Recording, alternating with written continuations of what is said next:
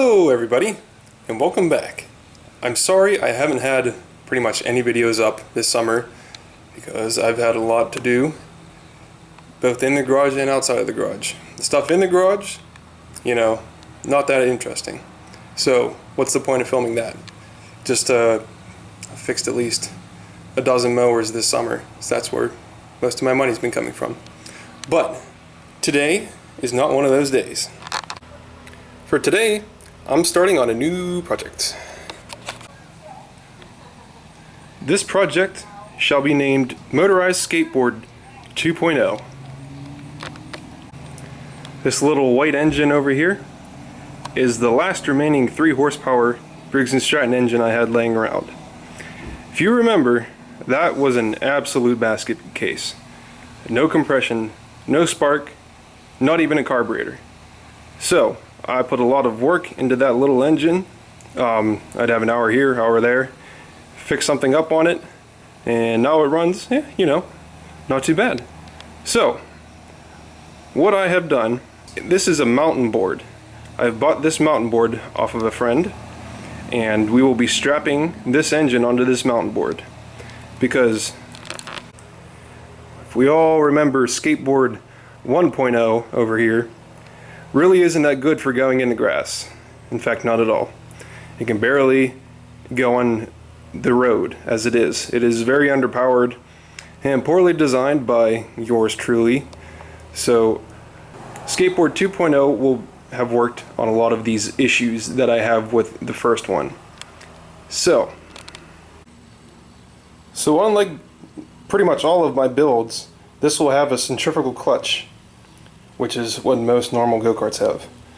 Because I usually don't like normal, but in this case I think this will work out better.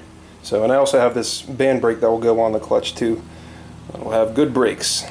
This is a 5/8 shaft. This will be the backbone of the new motorized skateboard. This will just be like a live axle setup. I'll have 2 bearings on each end, and I'm going to weld it up, and I'll show you how I'm going to connect it to the rest of the skateboard. I tried to explain it, but probably won't be explained until it's all together. Okay, so this is about the extent of all the parts that I'm going to use to make Motorized Skateboard 2.0. So I've already talked about the clutch and the brake, and here's the brake line over here. Got a couple things in the mail the other day. Couple 5/8 bearings. 2 will be for this axle here, and then 2 will also be used for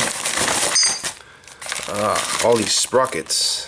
Okay, so let me show you. This is a 36 tooth sprocket. This is going to be mounted on the axle.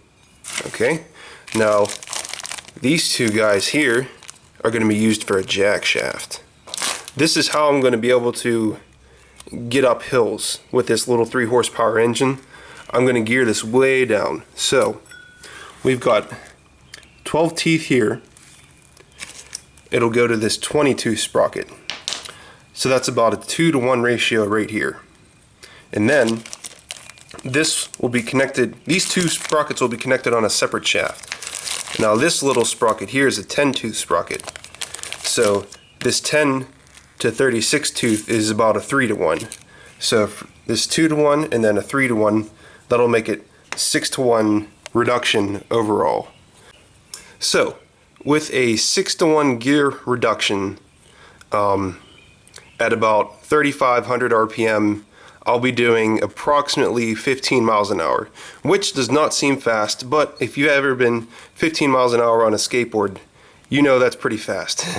So I think that's going to be plenty enough speed, and as well it'll be geared down low enough to have enough torque to get up hills and stuff. So I guess without further ado, it's time to start building. Okay, so here's the beginning of my jack shaft. Big sprocket, little spacer in between, also a little spacer on the other side of this big sprocket, a bearing here and a bearing on the end here. I welded a washer onto the end and welded a bolt onto this end, so I can put a bolt on it, tighten it all down. These bearings still spin freely, so this is all good to go until I make mounting points for the bearings. And so I got this axle shaft now. I welded a little stud on each end, and this is a 5/8 shaft, so got two 5/8 bearings that are going to go on each side to hold it, and this 5/8 sprocket is going to go inside it as well. So that's where I'm at right now. Well, I'm going to have to stop for today. It seems to me like I made a good bit of progress today, so hopefully this build should be done pretty soon. So, with that said, it's time for me to go. Thank you all for watching, and stay tuned for a video very soon.